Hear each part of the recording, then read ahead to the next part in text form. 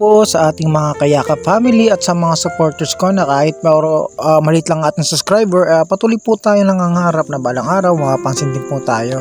Ngayon po ngayong umaga na ito at muli po akong pupunta sa ibang medical assistant sa mga nagbibigay po ng tulong lalo na po sa aming mga governors dito at mga congressman. So papunta po tayo kay congressman po, kay Congressman Kong Hun po. Shoutout po sa iyo, Mayor. Maraming salamat po. So for today's pupunta po tayo doon guys at papunta ako ngayon sa sakayan ng bus dito sa amin. Yan nga at kagising ko nga lang dito at guys biglang ligo nga kaya lamig na lamig pa ang katawan ko. Yan 7 AM nga ng umaga guys. So lakad na lang tayo guys at bira lang tricycle. And yan guys, di ko na nga pinakita kung paano ako naghintay ng bus gawa ng matagal-tagal din at mainit. So enjoy niyo lang natin guys yung ganda ng tanawin dito guys sa amin dito sa Zambales. Yan puro nga palayan at mga puno. Ayun yung nagpapagaan sa akin guys ng pakiramdam guys pag nakikita ko sa umaga guys habang bumabiyahe guys. So after nyahin guys, ayan nandito na tayo sa medical assistance. So lakad lang po tayo guys. So tawid, kailangan na talaga magsumikap. And after nyan guys, kumuha na nga pala ako ng number guys. So number 11 nga pala yung nakuha ko guys. And buti nga maaga yung nakuha natin.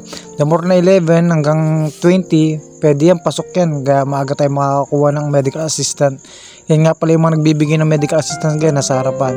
And konti pa nga lang yung mga dumating dito guys. So may mga cancer warrior dito at dialysis patient. Ito nga konti pa nga lang. May bata pa sa ulian guys. May dialysis din yan guys. So sabi nga nila mas bata pa daw ang tignan na nagda-dialysis, pero kaya mo ganun pa rin talaga yung sakit, di magbabago yan kahit anong edad mo dyan. So lahat naman tinatamaan. So ayan guys, ang dami rin naghihintay, pero dadami pa yan mamaya guys pagdating ng 9 AM ng umaga. Yan. So maraming salamat po ulit sa mga staff ng ating mahal na congressman. And eto nga, after ko nga makakuha ng tulong guys, so pauwi na naman ako guys. Eto, another init na naman guys, pero tiis-tiis lang guys. Thankful pa rin ako kay God kasi nakakuha pa rin ako ng tulong kahit tinanghali na tayo. And after nyo guys, ayun, nakasakay na ako ng bus guys. Shoutout nga pala sa Victory na sakyan ko. The best po yung service nyo. Nako, ito medyo nahihilo lang ako guys dito guys kasi syempre so sobrang init nga. And konting galaw nga lang namin, talagang pagod. Then hindi ko na nga pala pinakita yung biyahe guys. So nakauwi na nga pala ako dito sa amin. And eto nga medyo makulimlim ang panahon sa amin guys, mukhang ulan. Thank you nga po pala guys sa mga nagpadala ng tulong sa akin guys. And maraming salamat po guys sa lahat guys ng inyong suporta guys. Sana patuloy nyo po akong tangkilikin guys kahit hindi man ako kasikat tulad ng iba guys.